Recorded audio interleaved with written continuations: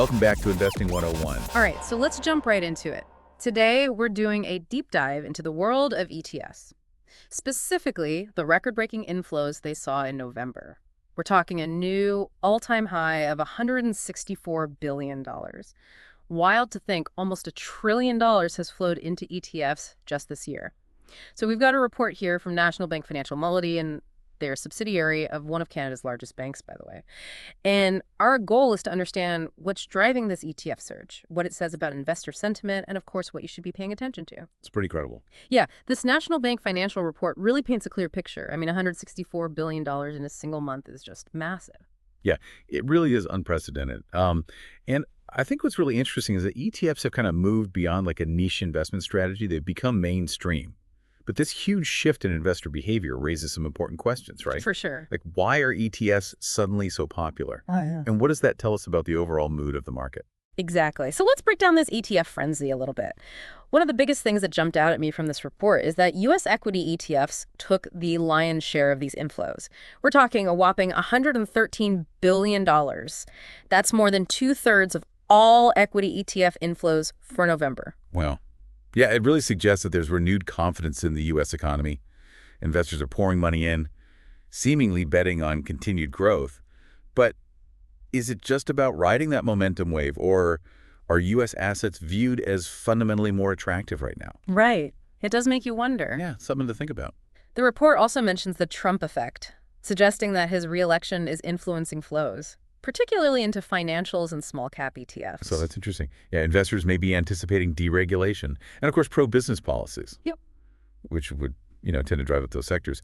But it also raises the question, is this just a short-term reaction to the election? Or are we seeing a more long-term shift in sector preferences based on the political landscape? That's a great question.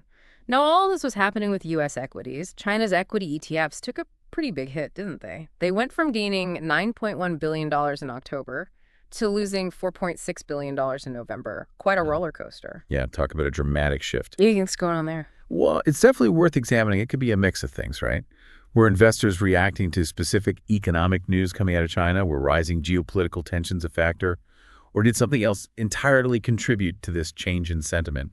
It's hard to say for sure. But this volatility really underscores the complexities and sometimes the risks of investing in emerging markets. Definitely a good reminder to not put all your eggs in one basket, right? Exactly. Now, fixed income ETFs didn't exactly grab the headlines, but they still managed to pull in a very respectable $28.5 billion in November. So what's driving this continued interest in fixed income, especially with all the excitement around equities right now? Yeah, it is interesting, isn't it? Are investors using fixed income as like a safe haven amidst all the uncertainty? Or are there deeper factors at play here, like interest rate expectations or worries about inflation? The report highlights that high-yield bond ETFs were particularly popular in November. What do you make of that, this sudden rush towards high-yield bond ETFs? Is it just investors chasing yield in a low interest rate environment, or could it signal something more about their risk tolerance? I think it's probably a little bit of both. With interest rates so low, Yeah. The appeal of higher returns is undeniable, but the timing, right after the election, and a Fed rate cut, it suggests a shift in investor psychology, almost like they're saying, oh, okay, we're comfortable taking on a bit more risk now. So it's not just the hunt for yield, but maybe the sense of renewed optimism. Yeah. Got it. Really important to understand both sides of that equation. Absolutely. And, it reminds us that there's always more to the story than just the numbers, right? It's about understanding that underlying sentiment, those forces that are driving the numbers. Couldn't agree more. It's about understanding the why behind the what. Speaking of risk tolerance, it looks like investors are also taking a fresh look at crypto. The report shows crypto asset ETFs pulled in $7.6 billion, almost 10% of their starting assets for November. Wow, so the crypto craze might be back in full swing, huh? Could Trump's re-election be like a catalyst for this wider adoption?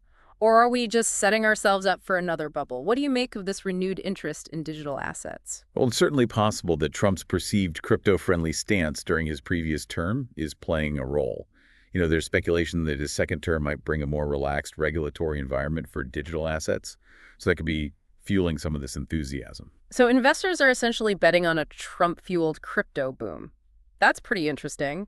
But like you said earlier, crypto is still a pretty volatile and speculative asset class. Prices can swing wildly, and the regulatory landscape is, always shifting. Yeah, exactly. And while the potential rewards can be alluring, it's crucial to approach crypto with a healthy dose of caution. For sure. Now, amidst all this excitement about equities and crypto, there's another area that's been quietly gaining traction: ESG investing. The report shows that ESG ETFs pulled in $1.2 billion in November, their seventh consecutive month of positive inflows. Yeah, what's fascinating about this is the resilience of ESG investing. Despite market volatility and political shifts, investors seem committed to supporting companies that align with their values. It really seems to indicate a potential long-term shift in investor priorities. It does. And the report mentions that this steady growth in ESG is happening, even though the sector has cooled down from its pandemic highs. So what do you think this sustained interest means for the future of ESG investing?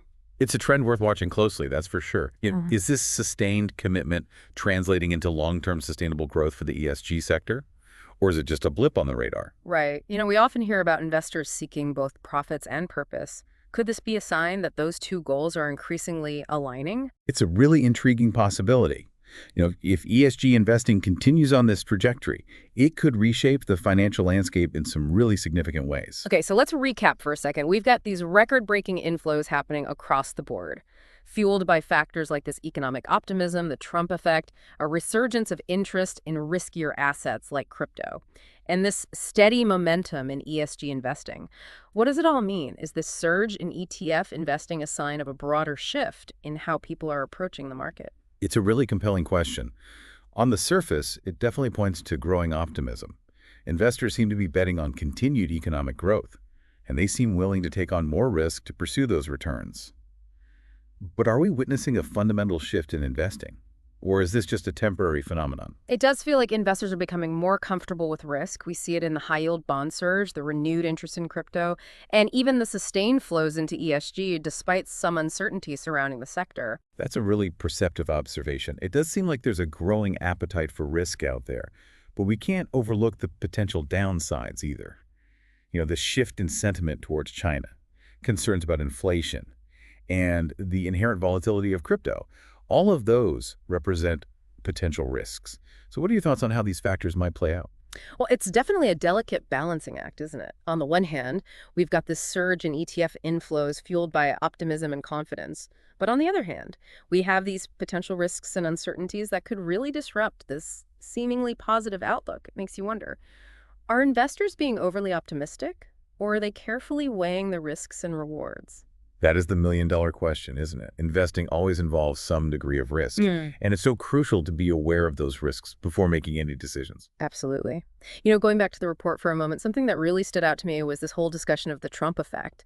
Do you think his reelection is a major factor in this overall market optimism, or are there other more fundamental drivers at play here? Well, it's always tough to isolate the impact of any single event or individual on market sentiment. While the Trump effect might be playing some role, it's likely just one piece of a much larger puzzle, right? Yeah. Factors like interest rates, inflation, global economic growth, all of those contribute to the overall investment climate. Makes sense. It's never just one thing. Exactly. It's a whole ecosystem of factors that influence how the markets move. Right. Speaking of informed decisions, I'd love to get your take on the future of ESG investing. You mentioned it's a trend to watch. But do you think it has the potential to really become a mainstream investment strategy? I think it's certainly possible. As more investors prioritize both profit and purpose, the demand for ESG-focused investments could definitely continue to grow. And as that demand increases, we might see even more innovation in the ESG space, potentially leading to new and exciting investment opportunities. That's really interesting. It seems like ESG investing is at a crossroads, with the potential to either become this niche market for a select group of investors or explode into a dominant force in the financial world. Absolutely. It's a pivotal moment for ESG, and I think the next few years will be crucial in determining its trajectory. Absolutely. It's a dynamic and evolving landscape out there, and staying informed is key to navigating it successfully. I couldn't agree more. Knowledge and understanding are absolutely essential for making sound investment decisions. This has been such a fascinating deep dive, exploring this surge in ETF inflows, unpacking the factors that are driving it. We even pondered the future of ESG investing. But before we wrap things up, there's one more key insight from this report that I wanted to touch on, and it's about the sheer scale of these inflows, what it might tell us about the broader economic and political landscape. What are your thoughts on this? You know, it's a crucial point. These record-breaking numbers, they're not just a coincidence or a blip on the radar, right? They reflect a fundamental shift in how investors are approaching the markets. So it's not just about chasing returns or, seeking a safe haven. Could it be a sign of something deeper, a broader sense of confidence in the future? Yeah, I think that's a very astute observation. We're seeing this convergence of factors, economic optimism, relative political stability, and ongoing technological innovation. It's creating this fertile ground for ETF growth. Investors seem to be looking beyond the short-term noise. They're betting on this long-term growth trajectory. Sounds like they're embracing ETFs as a way to not only diversify their portfolios, but also participate in the global economy in a more accessible way. Exactly. ETFs offer a way to access a wide range of asset classes, from U.S. equities to emerging markets, fixed income, even crypto. They provide a level of flexibility and diversification that's really hard to achieve with other investment vehicles.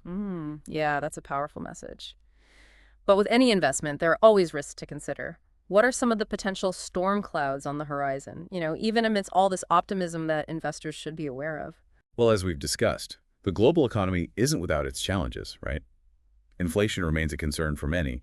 Geopolitical tensions are always kind of simmering beneath the surface, and there's always the possibility of unforeseen events that could disrupt the markets. That's true. And we've seen how quickly things can change, like the sudden shift in sentiment towards China that we talked about earlier. Precisely. But perhaps the biggest risk of all is complacency. Just because ETFs have been performing well recently doesn't guarantee that it will continue forever. It's important to stay informed. Do your research. Understand the underlying holdings of any ETF you're considering, and make sure your investment decisions align with your personal goals and risk tolerance. That's excellent advice. Don't get caught up in the hype. Stay informed. Make decisions that are right for you. So as we wrap up our deep dive into the world of ETFs, what would you say is the key takeaway for our listeners? Well, I think the surge in ETF inflows, it's a fascinating phenomenon. It reveals a lot about investor sentiment and the current state of the market.